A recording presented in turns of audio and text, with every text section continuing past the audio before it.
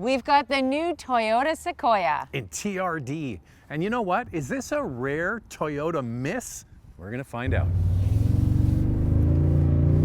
Ooh, feel the power. You know what? This is a hybrid. No Prius ever sounded like this. Wow. What's under the hood of this thing? A 3.5-liter twin-turbo V6 with Toyota's hybrid Synergy drive. It has a 10-speed automatic transmission and a combined 437 horsepower and 583 pound-feet of torque. In Canada, standard part-time four-wheel drive. In the US, standard rear-wheel drive, but that TRD Pro model gets the standard four-wheel drive system. We're gonna get into our not good fuel economy in a moment, but right now we're gonna find out, what do you get with the all-new Sequoia? What are the key standard features? The base trim comes with an 8-inch touchscreen, a 12.3-inch digital driver display, wireless Apple Carplay and Android Auto, an 8-speaker audio system, 8-way power adjustable front seats, heated front seats, SoftTex upholstery, heated steering wheel, a moonroof, power rear door with kick sensor, and Toyota Safety Sense 2.5, including blind spot monitoring and rear cross traffic alert. Some of these features are not standard in the US, including a heated steering wheel, SoftTex upholstery, and a power rear door with kick sensor. Got two-wheel high, four-wheel high, four-wheel low, all kinds of settings for this, but we're going to specifically put it in what, Andrea? Got to put it in S for subscribe, and if you can hit that notification bell, you'll be notified when all of our reviews drop, and then you can watch them. And we do this, the couple car review, twice a week. The first one drops on Wednesday. We put another one out on Saturday. So make sure you like and subscribe. Most importantly, hit the notification bell, but also follow on Instagram. It's Motormouth_Andrea to see what's going on behind the scenes. For me, it's Motormouth_Auto, and the links are below the like button. This video is brought to you by Car Cost Canada. Get the dealer's cost, list of rebates, plus discounted interest rates. Use the promo code Motormouth to become an expert member and get extra searches. The link is in the description below. Andrea, I feel like we should start with the positives, because the list of negatives is kind of stacking up here. I know. So we're going to focus on the positive to start with. Yep. What's the best thing about this? This V6 hybrid powertrain is awesome. The power is incredible. That 583 pound-feet of torque is fantastic. Toyota has done such a good job with it. Don't get me wrong, we've got the TRD suspension on this, and it is bumpy. Okay, hit it, hit it. I got a green light. Zach, this isn't going to be good for fuel economy. Oh, don't worry, we're already using a lot of gas. The thing is, it doesn't sound like any other hybrid I've ever driven from Toyota, and it's not fake. I think maybe a little bit is piped in. Yeah. But outside, when I'm filming, it makes a lot of noise, so it sounds like a truck. Yeah, it's really well done. I also like that Toyota went with lighter steering. This is a big vehicle. It's very easy to maneuver in and out of city traffic. I find that the visibility is just okay. The front window is quite short, as is the rear window, especially when you've got the third row seats up. What I do like are these side view mirrors. They're quite large, so it does make it easy to parallel park. So the space between the top of the radio on this one is the larger screen, and then the mirror is quite narrow, and then the space of the windshield overall is quite narrow. So I noticed it, and usually I'm not that fussy about these things, but this front view is kind of limited. I like the commanding seating position in here. I like the open cabin, but I find the turning radius to be terrible. Yeah, the turning radius is, Andrea had to just go when we were parking to start the filming around a traffic circle, and she even had to back up and try it again because it's just so abysmal. And what's interesting is that the Cadillac Escalade, which is a direct competitor to this, has amazing turning radius. Amazing. We have the limited trim, which is just one up from the base model, but we have the added TRD Pro package. And so that's $12,500 Canadian. This is coming in our test model at over $91,000 Canadian. In the US, you actually have a TRD Pro model. So what do you get with it? You get TRD Pro triple beam LED headlamps, a platform roof rack, TRD badging in the interior and exterior, a TRD off-road suspension with a 1.1-inch front lift, locking rear differential, a TRD Pro front stabilizer bar, and 18-inch TRD Pro black wheels. I'm not sure how many people will buy this to utilize its TRD-ness for off-road and all that. I think some people will just check that box because it looks beefy. Yeah, it looks pretty cool. I mean, this whole exterior design is really bold and boxy. It's one thing that really attracts me to the Sequoia. If you took Toyota off the front and you put GMC, the first time I ever saw this, I thought, that looks like a GMC truck. Yeah. That's good company. So this gets 8.7 inches of ground clearance, but our TRD Pro model has that 1.1-inch lift, so you get the extra ground clearance there. So the positives, it's got a lot of power. It looks cool as hell. It's a Toyota, that's all new, and it's a brand new one. We've been waiting forever, a gajillion years, for the old Sequoia to be replaced, and then they bring out a new hybrid powertrain that gets terrible fuel economy. So we've been driving this gingerly because we were so shocked with the fuel economy, between 20 liters per 100 kilometers and around 23. I'll pick the middle. 22 liters per 100 kilometers is just basically 10 miles per gallon. We're supposed to get 12.6 liters per 100 kilometers, which is 21 miles per gallon in the city, and on the highway 10.6 liters per 100 kilometers, 24 miles per gallon. Wow, that's like double what we're getting double. Yeah, double. This reminds me of the fuel economy we got with the big ass V8 in the Escalade. The interesting thing about Escalade and the General Motors V8s is when you're driving on the highway, half of the cylinders switch off, so you basically have a 4-cylinder. And I was able to get it down to about 12 liters on the highway. Really good, really good. And the thing about this TRD off-road suspension that we have is that it's quite bumpy. It has a very firm suspension. So if you're looking for something that's going to eat up the bumps in the road, this trim is not for you. We did go in the Capstone model. We didn't actually drive it, but we were driven in it to a Toyota event. It was still quite a firm suspension, but not like this. So let's get into the interior. I gotta say, it's a comfortable cabin. There's a lot of storage at the center console. Wait, Andrea, it's comfortable for front passengers. Yes. Okay, go on. Let's start with the positive, Zach, and then we'll move backwards. So it is comfortable. I wouldn't say that the seats are super comfortable and plush, you know, like a Ford seat. They do feel a little bit firm, so watch that on a longer road trip. But I think there's lots of storage at the center console. It's well laid out. The storage pockets in the door are big. And how about all these buttons? Yeah, well, this is built on the Tundra pickup truck, and pickup trucks are built for people who really use them in work and have work gloves and have to interact with the truck while they're out in the cold and with mud and all that. So you basically, from here forward, you get in the pickup truck. And this one has the big ass screen. The regular screen on this thing ain't cheap, is 8 inches. 8 inches. Yeah. That's a little bit cheesy, 8 inches for such a large vehicle, and also the price point in Canada. And how big better is this in one? the US. This is a 14-inch touchscreen, and it is available on the limited trim, which is just one up from the base model. I highly recommend that trim. In Canada, it's only about $2,500 Canadian more. In the US, you're over $6,000 extra from that base trim, but always keep in mind that your base trim in the US is a lot less than our Canadian trim. So even if you go with the limited trim in the US, it's still coming in under $65,000. So what do you get? I think these are important features. The larger touchscreen, ventilated front seats, driver's seat memory, the JBL sound system, and a panoramic sunroof. Oh, well, we don't have that. Hold on. In the US, it is available on the limited trim as an a la carte item, not that much more. But for us in Canada, if you add the TRD Pro package, it deletes the panoramic sunroof and you just get the moonroof. Well, that makes sense, because if somebody's actually going to use it for what it was designed to do, which is to go off-road, you're going to get flex and twist in the body, and that's not good for a big roof. So I kind of like the exterior TRD vibe, especially the extra lights and stuff you get at the front. I'd love it if you could just delete the ugly red seats. Well, what about the camo design? That's what I mean. It's just so busy in here. I don't know. It's too much red for me. I just couldn't live with it every day. All right.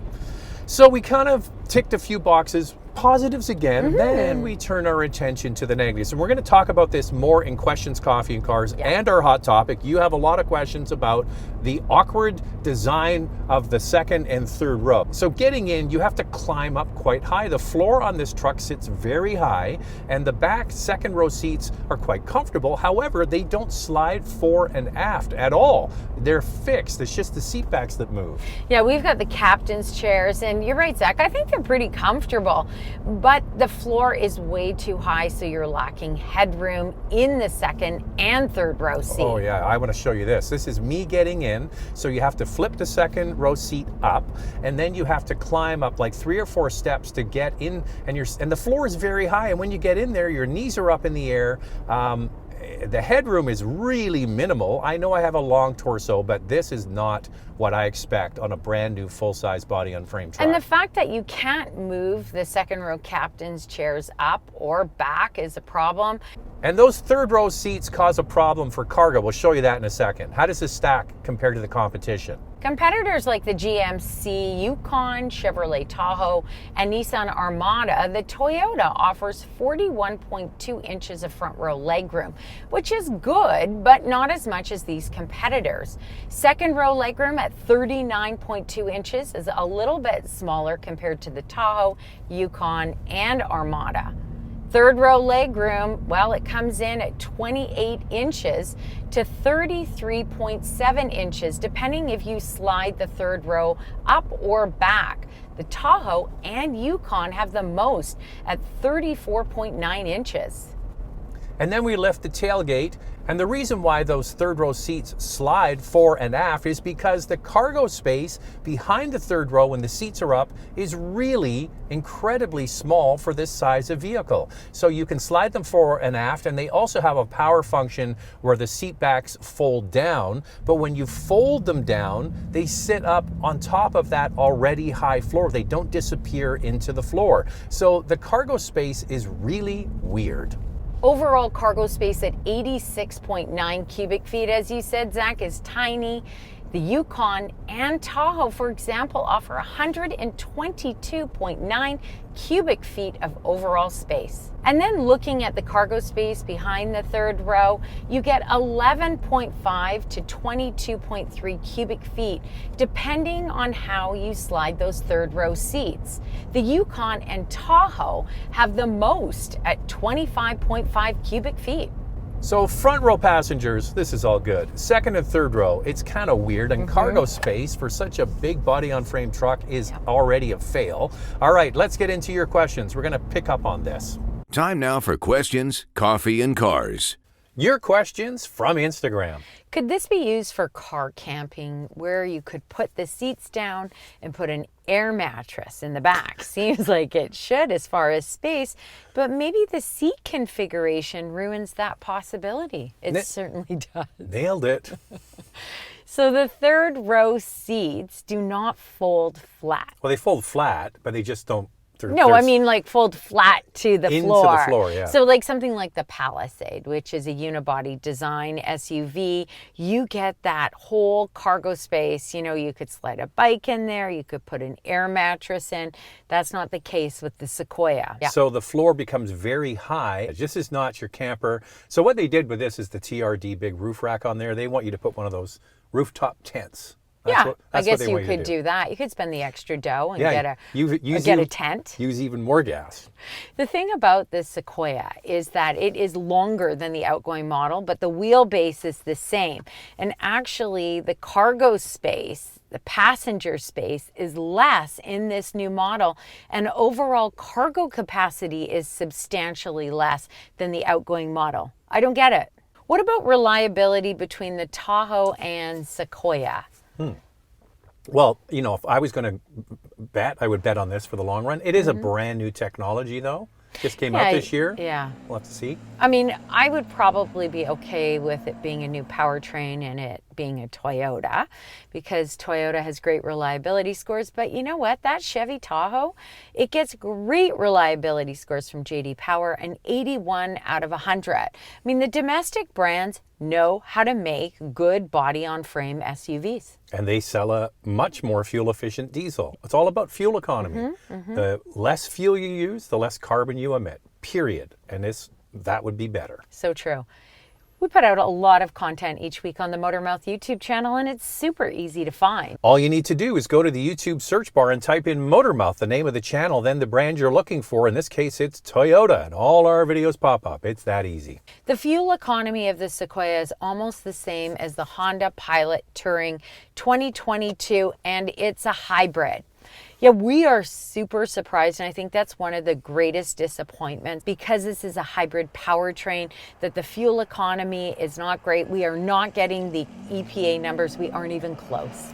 So this is back to the point I made a moment ago about how much carbon gets emitted if you have a diesel. If you use less fuel, you're putting out less carbon. However, I should say, if you have a diesel, there's more low-level particulate that goes out the tailpipe. That's what causes smog in cities. It is scrubbed out, but there is still more than would be on this. But if it's just about pocketbook, this is not getting good fuel economy. It's like the Escalade we drove. I know. I just don't get it. We have been driving it in eco mode. I've been in the back pushing. He has. He's been pushing in his plaid Yeah. shirt. Can Doesn't you- he blend in nicely? Can you even see me in here, No, Andrea? I'm like he's- camo. He's totally camouflage. He looks like he's going camping with That's an why air mattress. That's why I picked it on the roof. I don't know. I mean, we have been driving it carefully. I didn't even put it in sport mode. We're not towing or hauling anything, and we just can't figure out this fuel economy. And now it's time for our hot topic. What's this one, Andrea? Just don't get why people would buy this. Sienna or Highlander are much better options depending on your needs. The third row headroom is ridiculously low. Well, there are some people that just like the rugged looks of a body-on-frame truck, and they have incredible resale value as well. Yeah. However, the real reason somebody should buy something like this is because they tow. Say you have a big trailer for camping or a boat, that's why you need it. Other than that, it really is just ego. But if you're buying this vehicle for extra passenger space, and while all three rows are in use, some half-decent cargo capacity, you're not going to find it in the Sequoia. Don't buy a big vehicle like this because you think you're getting space on the inside. You want space on the inside, you buy a unibody like a Volkswagen Atlas is huge on the inside. The Palisade and the Telluride, and then you get into the Highlander. Not as big as this, but it's not far off. Yeah, the third row legroom in the Highlander is quite small. You could fit an adult back here if you have the third row moved all the way back, but then you're sacrificing cargo space. You've got 11.5 cubic feet behind that third row then. What are you possibly going to fit in there? I could maybe put like 4 grocery bags. Yeah. If we were going on a road trip, how are we going to fit our bags back there Well, if all the That's rows why are in use? the TRD roof rack, which is going to affect your fuel economy even more. All right, we're going to get into how much this can tow, a lot, the official fuel economy, and more in our vital stats. Let's start with pricing. Well, let's start with Canada first, and then we'll move on to the US. The base trim starts at just over $79,000, and the top capstone is just over $95,000. In the US, the base trim starts at just over $58,000, and the top trim is just over $73,000. Here's the official fuel economy, not what we're getting. 12.6 liters per 100 kilometers city, 10.5 on the highway, 21 miles per gallon city, 24 miles per gallon highway. Towing capacity is strong at 9,520 pounds. And the warranty is 3 years, 60,000 kilometers, or 36,000 miles. So maybe you do have a big boat that you tow or a horse trailer or something, and you need a body-on-frame truck. What else can you buy? For your consideration, 4 vehicles for you to consider. Up first is the GMC Yukon with a 3-liter turbo diesel engine, 277 horsepower, and a starting price just over $74,000. The Chevrolet cousin is called the Tahoe, with the same 3-liter turbo diesel, 277 horsepower, and a starting price of just over $72,000. The Nissan Armada has a 5.6-liter V8, 400 horsepower, and a starting price just under $70,500. The Ford Expedition with a 3.5-liter EcoBoost engine, 380 horsepower, and a starting price of just under $70,000. So there are 4 body-on-frame SUVs for you to consider. Lightning round. 2 things we like. Can we just limit it to 2 things we like to see improved? Anyway, we'll give it a shot. Okay, I really like this powertrain. Tons of power. I like the sound. What I don't like is the layout of the passenger space in this new Sequoia. And it's really expensive. This thing's over 90 grand, no heated rear seats. I was so looking forward to driving and reviewing this Sequoia, but it just falls flat to me. Too many disappointments. For a hybrid, it's not getting good fuel economy at all. This video is brought to you by Car Cost Canada. Get the dealer's cost, list of rebates, plus discounted interest rates. Use the promo code Motormouth to become an expert member and get extra searches. The link is in the description below.